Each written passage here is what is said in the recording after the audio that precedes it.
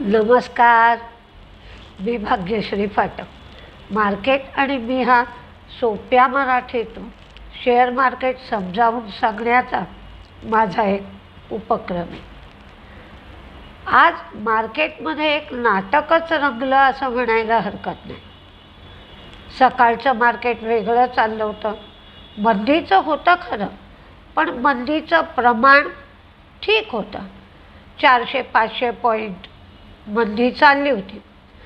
पण जे ठराविक रेझिस्टन्स पॉईंट्स असतात ते मात्र तुटले नव्हते, की कुणीही या पॉईंटपासून शॉर्ट करू नका असाच एक अंदाज होता. कारण डाऊनी लो तोडला नव्हता, व्हिक्ससुद्धा आवाच्या सवा वाढला नव्हता, CBOE व्हिक्स 22च्या वर गेला नव्हता, 16,870 हा लो पॉईंट होता आणि 16,868 हा 200 दिवसाचं मूव्हिंग ॲव्हरेज होतं. त्यामुळे आता या पॉईंटला शॉर्ट केलं तर फसायला होईल अशी एक स्थिती होती.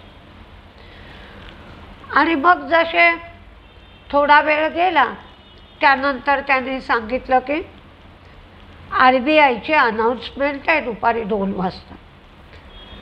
तर अचानक का बाबा शक्तिकांता दासची अपॉइंटमेंट आहे असा सगळ्यांनी विचार केला आणि थोडासा अंदाज आला. कारण आज रात्री जर फेडनी रेट वाढवले तर आपल्यालाही त्याप्रमाणे काही मूव घ्यावी लागेल असा विचार कदाचित झाला असेल.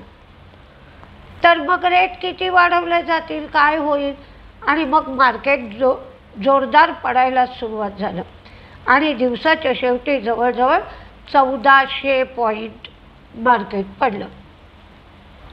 RBIने रेपो रेट 0.40% एवढा वाढवला. आता रेपो रेट 4.40% एवढा झाला. CRR 0.50ने वाढवला. आता तो 4.50% एवढा झाला. आणि या बदलामुळे 87,000 कोटी रुपये अर्थव्यवस्थेतून काढून घेतले जाते. SDF 4.15%, MSF 4.65% एवढा झाला. आणि या सगळ्यामुळे आपल्या इथलं 10 वर्षाचं बॉन्ड यील्ड हे जे 7.05 एवढं होतं ते जे वाढायला सुरुवात झाली ते RBIची पॉलिसीतले बदल डिक्लेअर झाल्यानंतर 7.38% एवढं बॉन्ड यील्ड वाढलं. पण RBIने सांगितलं आमचा स्टान्स मात्र ॲकोमोडेटिव्ह आहे, आम्ही जसे जरूर लागतील तसे बदल करू.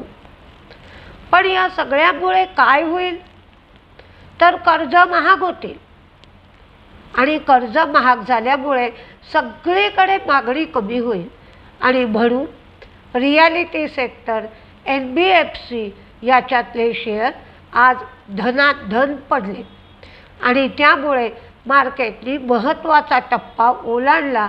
आता 16,500 ते 16,800 असं मार्केटची नवीन रेंज चालू होईल.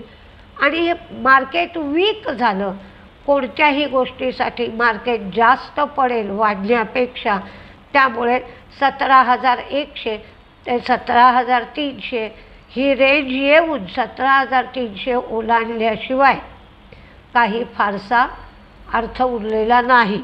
आणि त्याहून अजून आज रात्री फेडचे रेट येतील तेव्हा काय होतं आहे ते पाहावं लागेल. आज चीन आणि जपानचे बाजार तर बंदच होते. सकाळी क्रूड 105च्या लेव्हलला होता. अमेरिकेचं बॉन्ड यील्ड 2.97 होतं. डॉलर इंडेक्स 103.40 होता. रुपया 76च्या वरच 76.48 एवढा होता. आणि जे क्रूड 105 होतं त्यानंतर असं लक्षात आलं की अमेरिकेतली जी इन्व्हेंटरी आहे ती इन्व्हेंटरी कमी झाली आहे आणि OPEC प्लस देश क्रूडचं उत्पादन कमी करणार आहेत. त्यामुळे 105 जे क्रूड होतं ते दिवसाच्या अखेरीला 108 एवढं झालं. फॉरेन इन्व्हेस्टर्सची विक्री तर चालू आहेच, ती विक्री 1854 कोटी एवढी झाली आणि डोमेस्टिक इन्व्हेस्टर्सची मात्र खरेदी आहे ती खरेदी 1951 कोटी एवढी झाली. अडाणी विल्मरने कोहिनूर हा बासमती तांदळाचा ब्रँड मॅकॉर्मिक यांच्याकडून खरेदी केला. त्यामुळे FMCG मधले त्यांचे ब्रँड्स वाढले, पण रिझल्ट जेवढा अपेक्षित होता तेवढा चांगला काही आला नाही. त्यामुळे अडाणी विल्मरचा शेअर आज पडला. टाटा स्टीलने एका शेअरचे 10 शेअर असं विभाजन केलं, स्प्लिट. 51 रुपये लाभांशही दिला, रिझल्ट चांगलाही आला. मॅनेजमेंटने कॉमेंटरी पण चांगली दिली की यावर्षी त्यांनी 10,000 कोटी एवढं कर्ज तर फेडलंच आहे, पण दरवर्षी आम्ही असंच कर्ज फेडत राहू असं सांगितलं. त्यामुळे मार्केटला टाटा स्टीलचा रिझल्ट आवडला. सुरुवातीला काही शेअर पडला नव्हता, नंतर मात्र शेअर पडला. नॅचरल गॅस 9% वाढला. गोदरेज प्रॉपर्टी तोट्यातून फायद्यात आली. टायटनचा रिझल्ट कमजोर लागला. टायटननी 7.5 रुपये डिव्हिडंड दिला. सिम्फनीचा फायदा वाढला, आय वाढली. सिम्फनीचा शेअर शेवटपर्यंत तेजीत होता.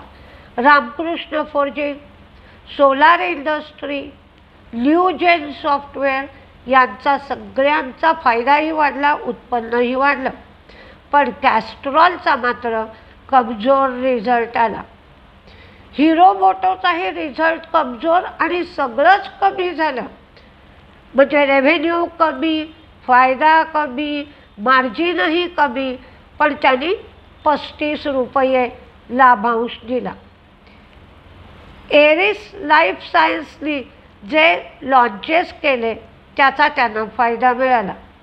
ॲलेम्बिकचा रिझल्ट चांगला, एल्कॉन इंजिनिअरिंगचा चांगला, JSW एनर्जीचाही रिझल्ट चांगला लागला.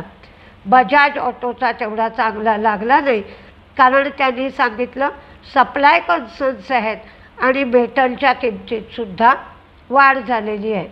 JBM ऑटोचा रिझल्ट चांगला लागला. मिष्टान्न फूडनी रॉक सॉल्ट लॉन्च केलं. EIHचा रिझल्ट चांगला लागला. सिम्फनीनी 6 रुपये डिव्हिडंड दिला, रिझल्ट चांगला. KEC इंटरनॅशनल रिझल्ट कमजोर, पण 4 रुपये डिव्हिडंड दिला. आणि कॉस्मो फिल्म मात्र 9 मे रोजी बोनसवर विचार करणार आहे. जिंदाल स्टेनलेसचा पण रिझल्ट चांगला आला. बॉम्बे डाईंगचा रिझल्ट चांगला आला आणि एवढ्या मार्केटच्या पडझडीमध्ये सुद्धा शेवटपर्यंत बॉम्बे डाईंगचा शेअर तेजीतच होता. टायटनचाही रिझल्ट काही फारसा चांगला आला नाही, पण त्यांनी 260 नवीन स्टोअर्स उघडली असं मात्र सांगितलं. कोटकचा रिझल्ट मात्र सुंदर आला आणि कोटकचा शेअर पण तेजीत होता. प्रॉफिट वाढलं. नॉन परफॉर्मिंग ॲसेट्स म्हणजे NPA त्यांचे कमी झाले. NII म्हणजे नेट इंटरेस्ट इन्कम हेही त्यांचं 4,521 कोटी झालं. त्यांची लोन ग्रोथही 23% झाली. असा कोटकचा रिझल्टही चांगला आला. जे व्यंकीज सारखे शेअर्स आहेत म्हणजे पोल्ट्रीवाले, त्यांना सोयाबीन मिळत नाही. सोयाबीनच्या शॉर्टेजचा त्रास होतो.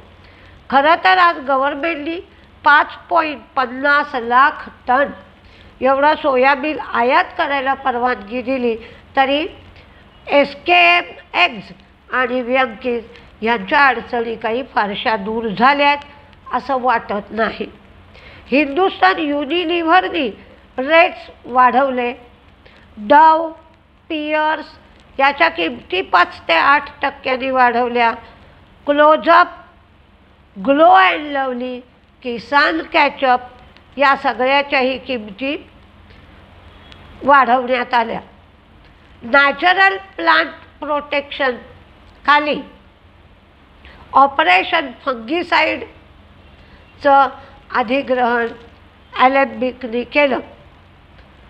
पण आज बातम्यांना रिस्पॉन्सच नाही मार्केटचा अजिबात.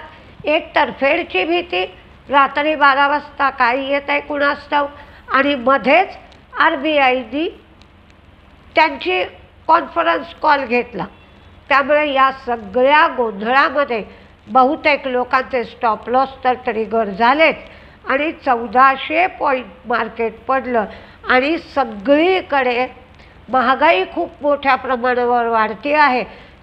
मेटलच्या किमतीसुद्धा वाढत आहेत.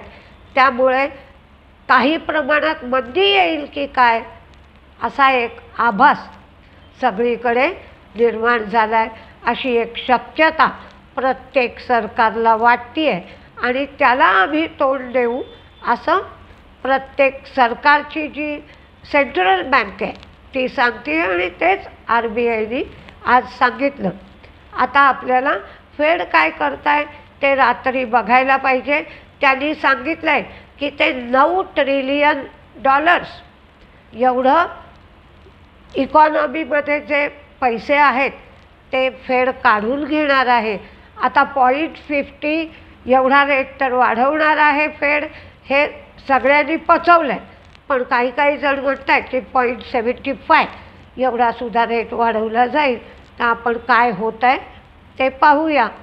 15 आणि 16 मे, 16 मेला बुद्ध पौर्णिमेची सुट्टी आहे, 15ला रविवार आहे. त्या दिवशी मी कोर्स ठेवला आहे. तुम्हाला सगळ्यांना माहिती आहे की कोर्स ऑफलाईन असतो आणि कोर्स ठाण्याला असेल. रविवारी 6 तास आणि सोमवारी 6 तास, सकाळी 9 ते 12, दुपारी 1 ते 4 या वेळात कोर्स घेतला जाईल. कोर्सची माहिती घेण्यासाठी फोन नंबर 9699615507 9699615507. बाकीच्या सगळ्या गोष्टी तुम्हाला ब्लॉगवर मी दिल्यात. RBIनी जे काही बदल केलेत तेही तुम्ही दिलेत. तर प्रत्येक गोष्ट तुम्ही ब्लॉगवर विस्तृतरित्या वाचू शकता. नमस्ते.